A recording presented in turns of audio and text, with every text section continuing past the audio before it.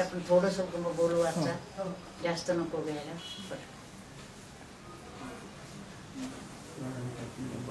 ते हे दे बोल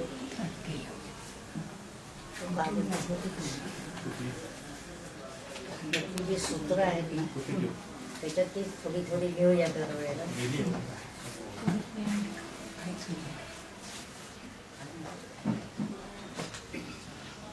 घे आता.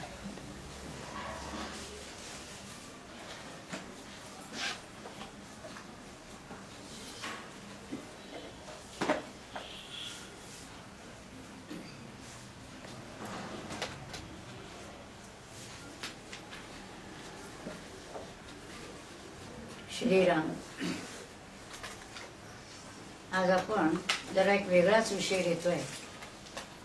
परमार्थ साधनेतील मार्गदर्शक तत्वे म्हणून आपण एक थोडंसं पत्रक काढलेलं आहे. तर त्यातले काही मुद्दे आपण आज वेगळे पहिल्यांदाच म्हटलेलं आहे. याच्यामध्ये ती पत्रक हातात द्या तुम्ही बरं का. इथं माग आहेत ना, म्हणजे इथं नाही तिकडे हा, म्हणजे हातात धरून लक्षात येईल तुमच्या.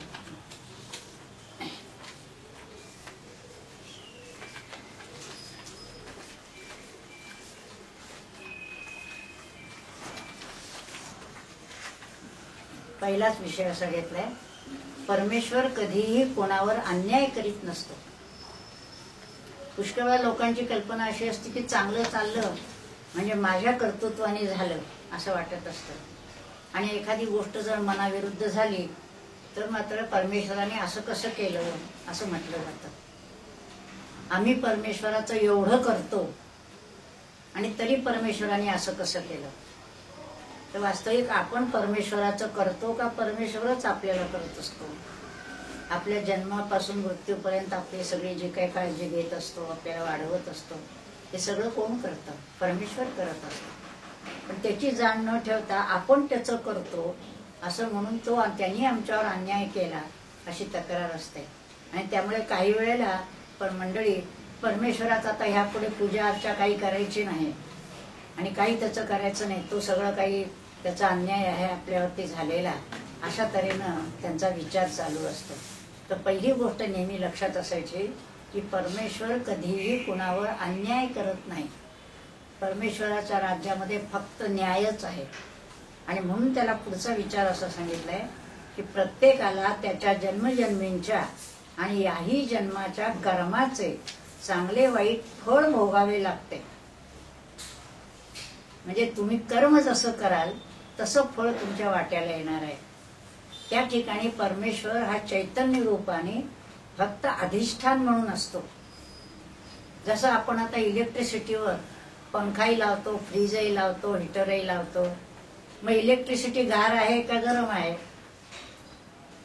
ती उजेड देते का उष्णता देते, असं जर विचार करा तर इलेक्ट्रिसिटी ही नुसती शक्ती आहे. ती ज्याला तुम्ही लावता त्या यंत्राची काय ताकद असेल त्याप्रमाणे ती उजेड देणारा असेल, हीटर गरम करणारा असेल, फ्रीज असेल तर तो थंड करणारा असेल.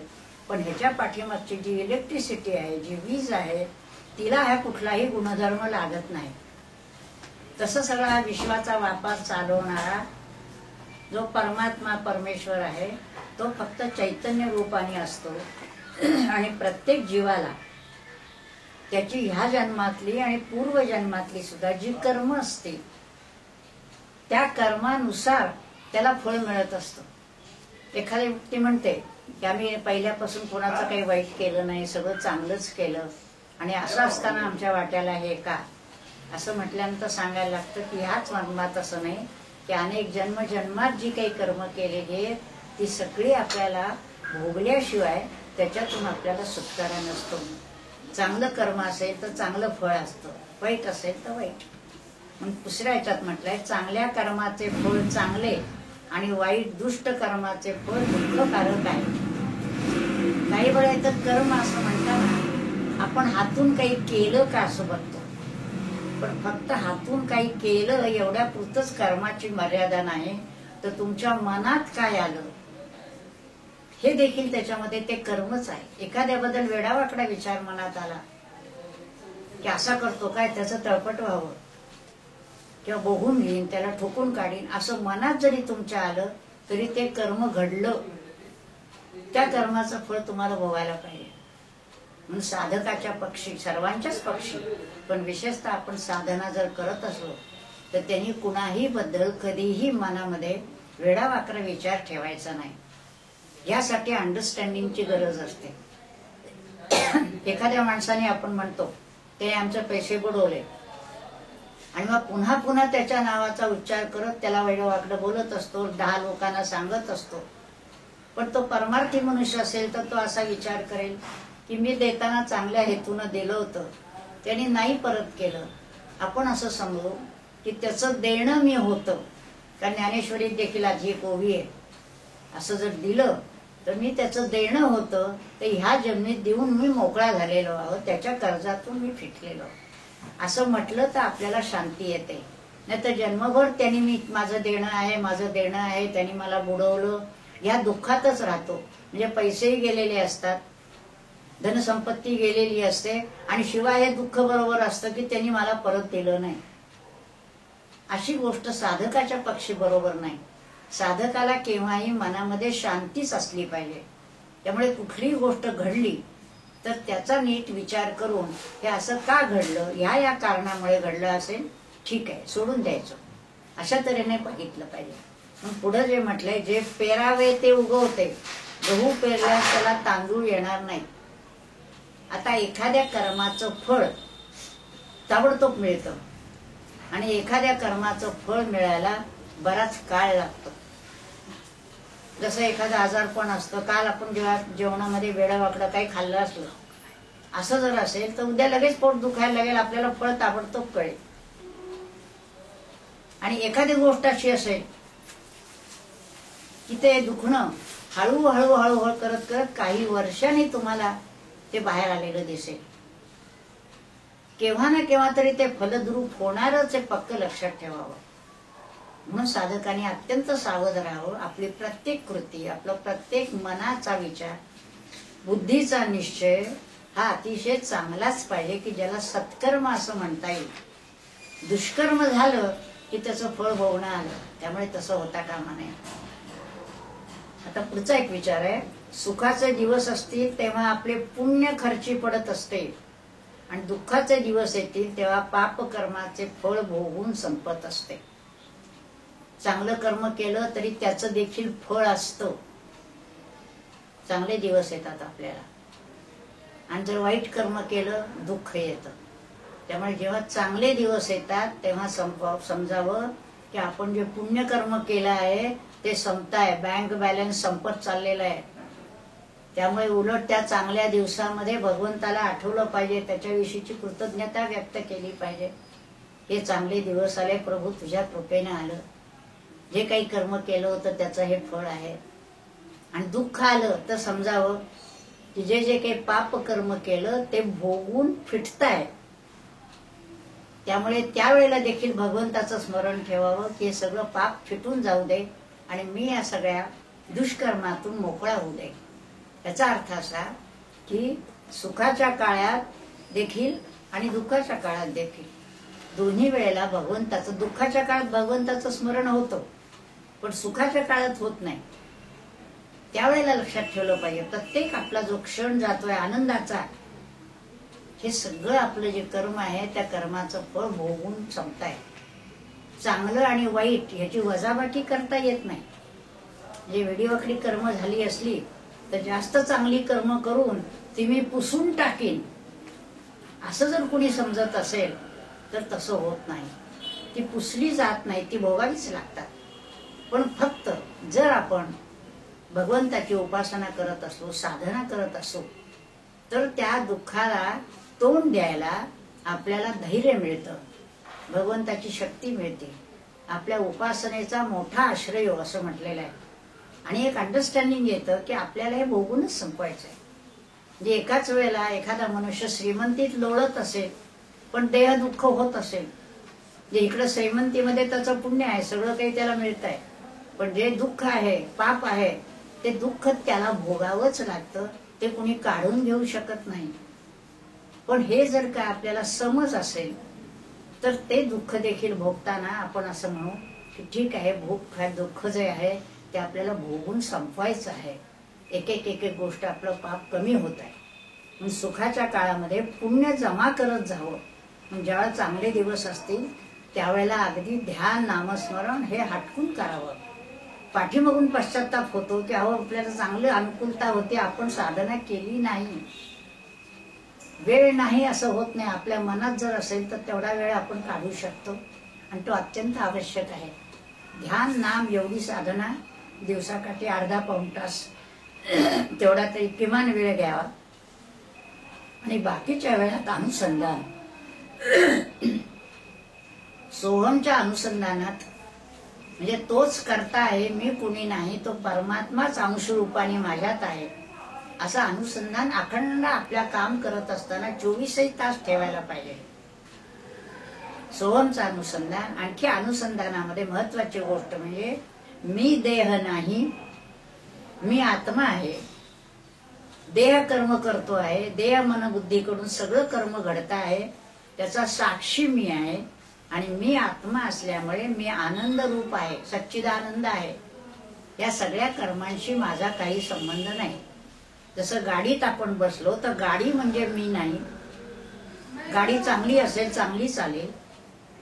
त्याच्यामध्ये जर का दोष असेल, जुनी असेल, काही यांत्रिक बिघाड असेल तर त्याला घेऊन आपल्याला जायला लागतं.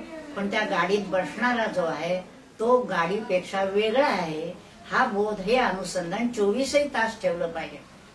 देहाला हव्या त्या गोष्टी दिल्या, तेवढं झालं की पुन्हा देहाचं काम झालं. मी माझा पुन्हा वेगळा आहे हे चिंतन करायला वेगळा वेळ काढावा लागत नाही, वेगळं काही करावं लागत नाही. फक्त त्याचं स्मरण ठेवावं लागतं की मी आत्मा आहे, सच्चिदानंद, अहम ब्रह्मास्मी, अहम आत्मा, हे कधीची विसरू नये. झोपताना देखील सगळं काम झालं, आता देहाला विश्रांती हवी, पण देहापासून मी वेगळा आहे, मी आत्मा आहे, हा बोध ठेवायला पाहिजे. आता इथे साधना, साधना म्हणजे काय करायची असं जर विचारलं तर 2 प्रकारांनी साधना करायची. बाहेरची प्रकृती सात्विक करायची. प्रत्येक व्यक्तीमध्ये सत्व रज तम हे 3 गुण असतातच, कुणी जरी म्हटला तरी. कारण जसं 100 नंबरी सोन्याचं दागिना करता येत नाही, त्यात थोडं हिण घालावं लागतं, तसं देह धारण केल्यानंतर केवळ सत्वाचं असू शकत नाही, रजतम असतं. पण सामान्यतः रजतमाचं प्रमाण फार असतं, विशेषतः रजोगुणाचं प्रमाण फार असतं. कर्म प्रवृत्ती, विलक्षण कर्म प्रवृत्ती, हे करायचंय, ते करायचंय, ते करायचंय. तमोगुण असतो, तोही प्रमाण कमी आहे, सत्वगुणाचंही प्रमाण थोडं कमी आहे. अशी सामान्यतः माणसाची घडण असते. पण साधना करायला लागल्यानंतर योग्य आहार विहार घेऊन सात्विक वातावरण ठेवून आपली प्रकृती जास्तीत जास्त सात्विक कशी होईल ते बघायला पाहिजे. आणि सात्विक गुणामध्ये महत्वाचं गोष्ट सांगितलेली आहे की परमेश्वराचं अखंड स्मरण. आणि स्मरण म्हणजे त्याच्याविषयीची ओढ की मला भगवंतच प्राप्तव्य आहे, मी जे काही सगळं करतो आहे किंवा करते आहे हे भगवत प्राप्तीसाठी करते आहे, माझ्यासाठी नाही. कोणतेही कर्म करत असताना आपलं स्वधर्म कर्म, पैसे मिळवण्याचं कर्म आहे, नोकरी आहे, व्यवसाय आहे, हे सगळं करायचं आहे. पण हे करत असताना हे सगळं कर्म मला परमेश्वराकडे नेताय का, तर ते कर्म उपयोगी आहे. ते नसेल तर ते सगळं स्वार्थाचं कर्म झालं, परार्थ देखील नाही होत. परार्थ असेल तर स्वतःचा स्वार्थ करून दुसऱ्यासाठी आपण काही करतो का हे बघितलं पाहिजे. आपला जो काही उद्योग असेल, पैसा असेल, जागा असेल, त्या सगळ्याचा उपयोगात काही ना काहीतरी दुसऱ्यासाठी, समाजासाठी जर केलं गेलं तर ते परार्थाचं करणं झालं. आणि परमार्थी मनुष्य जो असो ते सगळंच्या सगळं त्याचं जीवन दुसऱ्यासाठीच असतं. आणि दुसऱ्याला आनंद मिळाला, दुसऱ्याचं कल्याण झालं म्हणजे त्याला आनंद असतो. आणि दुसऱ्याच्या आनंदातच ह्याचा आनंद असतो. आणि त्यामुळे दुसऱ्याचं हित साधलं की त्याच्यामध्येच तो म्हणतो माझं हित, स्वहित त्यातच आहे की त्याचं कल्याणाचा मार्ग मिळाला.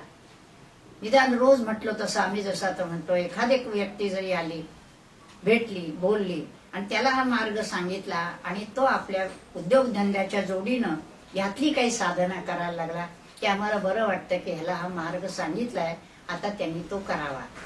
सांगायचं हे काम आहे.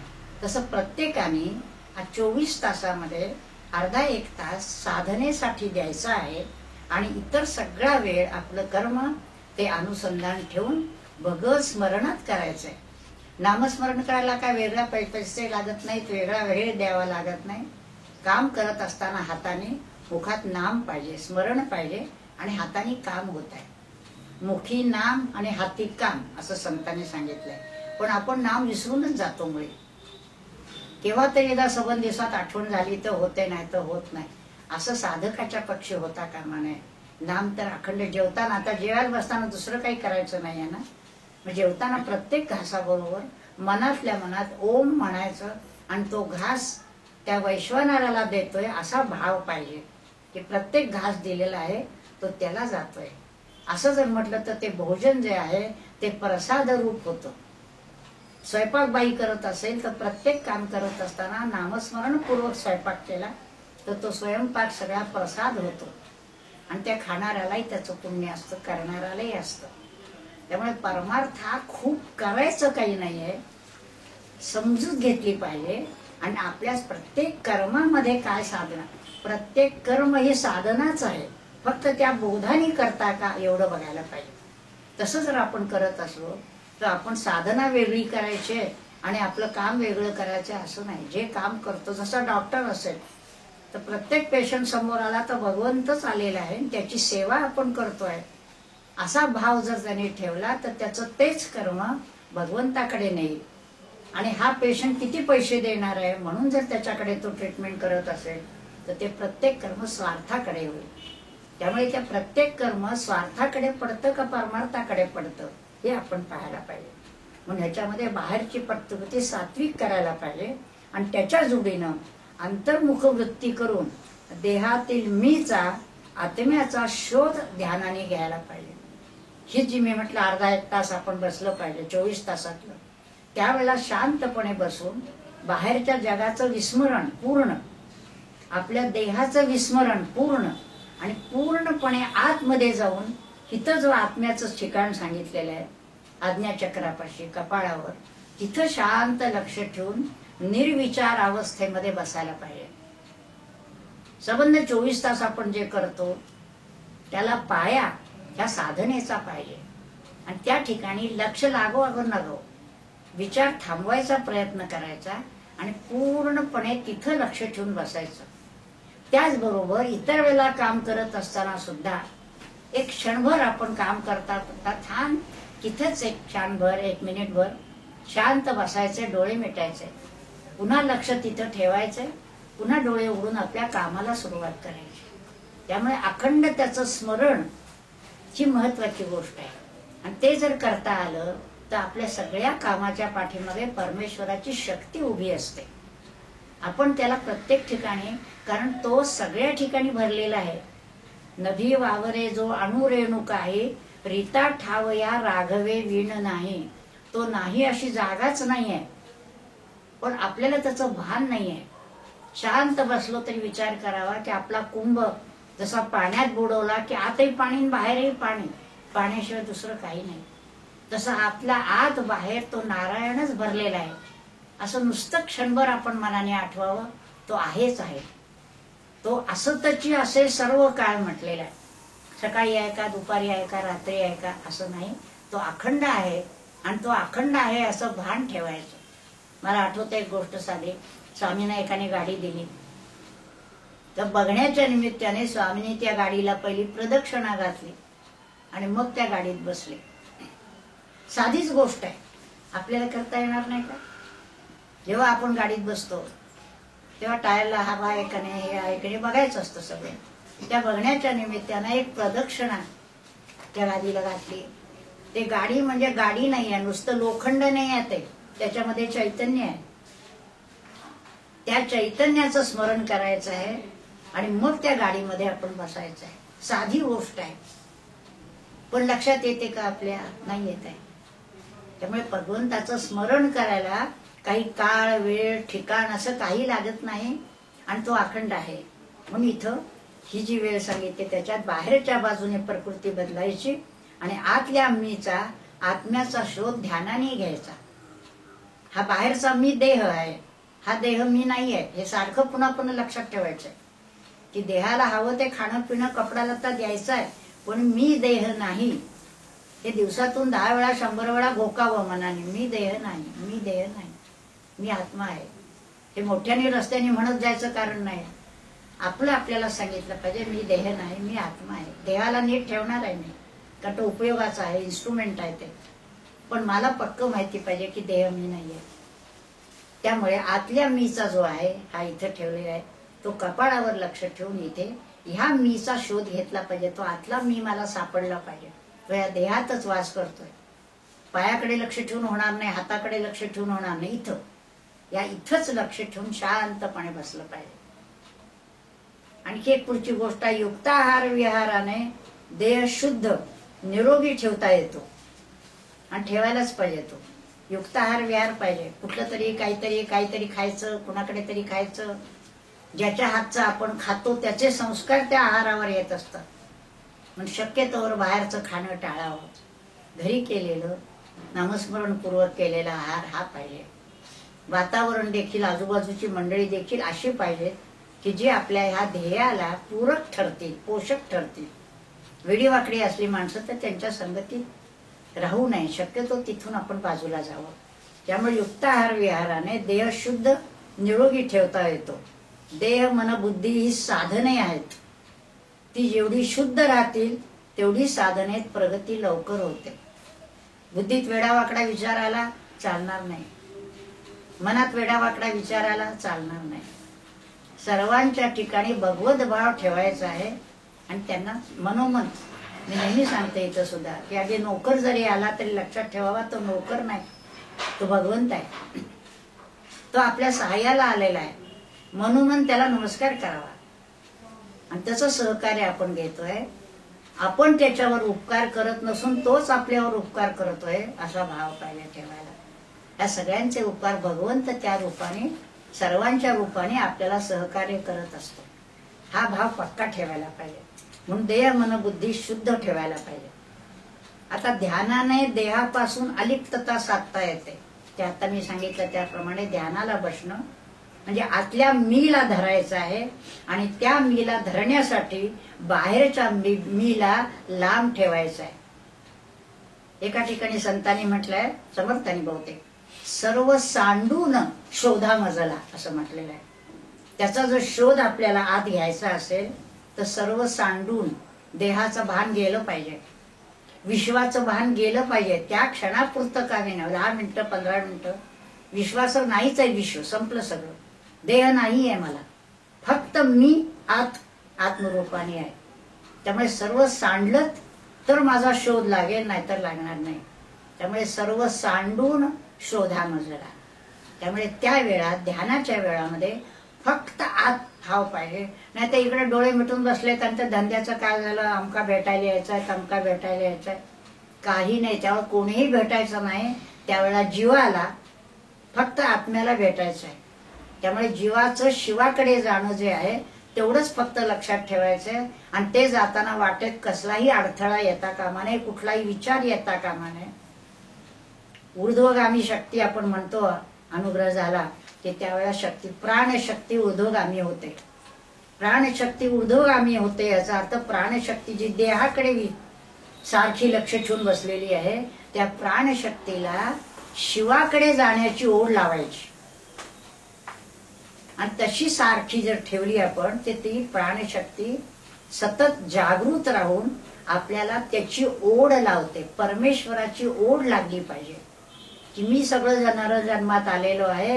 या नरजन्मातून मला प्राप्तव्य जर काही असेल तर मला परमेश्वर प्राप्तव्य आहे आणि तो इथंच माझ्या देहातच आहे. त्याला शोधायला कुठं देवळातनं फिरायला नको आहे. तर इथं जर त्याला आपल्याला शोधायचं आहे तर क्षणाक्षणाला जेव्हा आठवण होईल तेव्हा या जीवानी त्या शिवाला भेटायला जायचंय. त्यामुळे तो श्वास दीर्घ घेऊन आपल्याला इथं भेटायचंय. म्हणून ध्यानाने देहापासून अलिप्तता साधता येते. पण त्याचबरोबर अलिप्ततेबरोबर वृक्षता येण्याची शक्यता असते.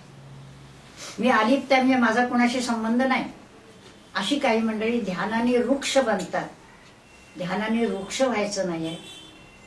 ध्यानाने फक्त देहापासून आपण अलिप्त व्हायचंय. आणि सर्व मंडळी देहाला लागलेली असल्यामुळे किंवा सर्व गोष्टी, लौकिक गोष्टी, मान सन्मान, पैसा, अडका सगळा देहाला लागलेला आहे. आत्म्याशी त्याचा काही संबंध नाहीये. त्यामुळे आपण अलिप्तपणाने साक्षीत्वाने राहायचं आहे. पण त्याचबरोबर सगळे व्यवहार प्रेमाने करायचे. नाही तर हे ध्यान करतात म्हणजे कुणाची पर्वा नाही, कुणाशी संबंध नाही, असं नाही. ध्यान झालं की उठल्याबरोबर पहिला जर काही भाव असेल तर प्रेम, आणि ते सर्वांच्या विषयी. फक्त माझंच घर, माझी मुलं तेवढीच माझी, त्यांच्याबद्दलच फक्त प्रेम असं नाही. हे प्रेम जे आहे ते प्रत्येकाबद्दल, अगदी कुत्र्या मांजरापासून सुद्धा म्हणतात तसं प्रत्येकाबद्दल आपल्याला डोळे उघडले की प्रत्येकाबद्दल आपल्याला प्रेमाचाच भाव असावा.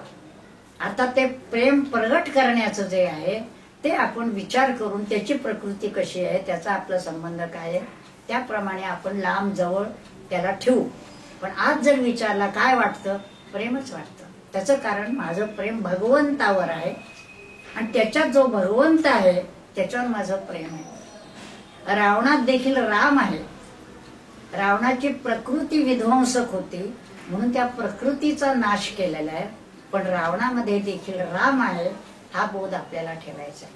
हा मोठा बोध आहे, पण प्रयत्न करायचा आहे. म्हणून साधना ही वर्षा 2 वर्षात संपणारी नाही आहे, जन्म करावी लागते. आणि हा जो बोध आतमध्ये बदल व्हायला पाहिजे, ट्रान्सफॉर्मेशन आत पाहिजे. तुम्ही टिळा माळा घालता का, देवळात जाता का, आणखी काय गंधे दोरे काय आपलं, ह्याचा परमार्थाशी काडीचाही संबंध नाही. तुम्ही किती उपास करता आणि इथं काही करता, ह्या कशाचाही परमार्थाशी संबंध नाही. तुम्ही आत किती बदलता आणि तुम्ही हळूहळू भगवत रूप व्हायचंय, माणसातून भगवंत बनायचंय आणि भगवंताचं सर्वांच्यावर प्रेमच असणार. तसं आपलाही बोध पाहिजे की सर्वांच्या बद्दल मला त्याचबरोबर वृक्षता येण्याची शक्यता असते. म्हणून ध्यानाच्या जोडीनं नामस्मरण करायचं. नामानं मन प्रेमळ, निर्मळ आणि निर्विचार व्हायला मदत होतं. निर्विचार हा शब्द लक्षात ठेवा. विचार यायला लागले त्याची गरज नाहीये, नाम घ्यायचं. नामाने विचार थांबवायचे पहिल्यांदा.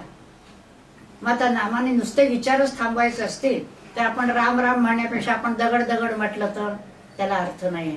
कारण रामाच्या पाठीमागे शक्ती आहे, सामर्थ्य आहे. ते जर आपल्याला मिळवायचं असेल तर नुसतंच विचार थांबवणं नव्हे तर त्याच्या जोडीनं त्याची शक्ती मिळवणं हे महत्वाचं आहे. त्यामुळे जे नाम सिद्ध नहिलेलं आहे त्या सिद्ध नामाचा मंत्र आपल्याला सारखा जपायचा आहे. त्यामुळे त्या नामाने शक्ती येते आणि इतर विचार जे आहेत अवांतर ते सगळे थांबवायचे. आपण उगीच विचार करत असतो, ज्याचा काही संबंध नाही त्याचा देखील विचार करत बसतो. अगदी आपली मुलं बाळं झाली तरी त्यांच्यासाठी जे काही करायचंय तेवढं केलं की पुन्हा आता त्याचा विचार करत काय बसायचं, त्याचं काय झालं, त्याचं काय झालं, त्याचं काय झालं. इथं बसलेत आणि विचार सगळ्या गावाचे. या सगळ्यांनी आपण परमेश्वरापासून दूर जातो. त्यामुळे ते चिंतन बंद करायचं आहे आणि आत्म्याचं चिंतन, भगवंताचं चिंतन जितकं ठेवता येईल तितकं. आताच्या शब्दात सांगायचं तर आपली बॅटरी चार्ज होत असते. जितका वेळ तुम्ही लावून ठेवता तितकी बॅटरी चार्ज होते. तिथं जितकं तुम्ही भगवंताच्या स्मरणात राहता तितकी आपली आध्यात्मिक शक्ती ही वाढत असते. आणि अशी जी आध्यात्मिक शक्ती ज्याच्याजवळ असते त्या व्यक्तीच्या शब्दाला महत्व असतं. त्या शब्द इतर लोक ऐकतात. ज्ञानेश्वर महाराजांनी जे म्हटलंय की त्याची जी आहे ते बोलणं जे आहे त्या बोलण्याला काही सामर्थ्य असतं. तर त्याच्या पाठीमागे ही आध्यात्मिक शक्ती असते. त्यामुळे संत जे सांगतात ते आपण ऐकतो म्हणजे ऐकतोच असं नाही, पण जे सांगतात ते आपण करण्याचा प्रयत्न करतो. त्याचं कारण त्यांच्याकडे जे सांगितलेलं असतं ते भगवंताचं वचन असतं. कारण त्यांना दुसरं काही नकोच असतं. इतरांचं कल्याण एवढं एकच त्यांच्यापुढे ध्येय असतं. आणि म्हणून त्यांना जे काय सांगायचं असतं ते त्या व्यक्तीच्या कल्याणाचं असतं. फायद्याचं नसेल पैशाच्या दृष्टीने, पण कल्याणाचं असतं. त्यामुळे हे जे आहे हे आपल्याला ठेवायला पाहिजे. आनंदात शांती समाधानात राहणे म्हणजे परमेश्वरा सन्निध राहणे. कारण परमेश्वर आनंद रूप आहे. तुम्ही जितके आनंदात राहाल, समाधानात राहाल तितके तुम्ही भगवंताच्या जवळ आहात. आणि जितके तुम्ही संताप, व्यग्रता, दुःख हे आलं की आपण परमेश्वरापासून दूर गेलो. कारण हे संताप, दुःख जे आहे हे देहभावापोटी आहे. मी देह आहे असं म्हटलं की त्याच्या पोटी व्यग्रता आली. मला असं हवं होतं, मला तसं नको होतं, तो माझ्या मनाप्रमाणे वागला नाही, ह्यानी तसं केलं नाही. तर संताप, दुःख, व्यग्रता आहे की चालला परमेश्वरापासून लांब लांब चालला, देह बुद्धीवर आला. आणि जितका आत्मबुद्धीवर राहील, मी आत्मा आहे अशा बोधात राहील, तितका तो आनंदात, समाधान, शांतीत राहील. कुठलीही व्यक्ती म्हणून संतांचं आपण जर बघितलं तर केव्हाही बघा ते शांत असतात, समाधानात असतात, आनंदात असतात. देहाला वेदना होत असल्या तरी ते म्हणतात देहाला वेदना होत आहे, मी आनंदात आहे. हा जो दोन्हीकडचा विभाग, देह वेगळा आणि आत्मा वेगळा, हा भागच पाडायला पाहिजे. आणि देहाला घेऊन सगळं काम आपल्याला करायचं आहे, मनाला घेऊन काम करायचं आहे, परंतु ते मी नाही, मी नित्य आनंद रूप आहे अशा भावाला आपल्याला राहायचं. अशा तऱ्हेने आपण जर करत गेलो तर आपली साधना जास्त चांगली होईल आणि आपल्याला भगवंताच्या जवळ जाता येईल. आजला एवढं पुरे.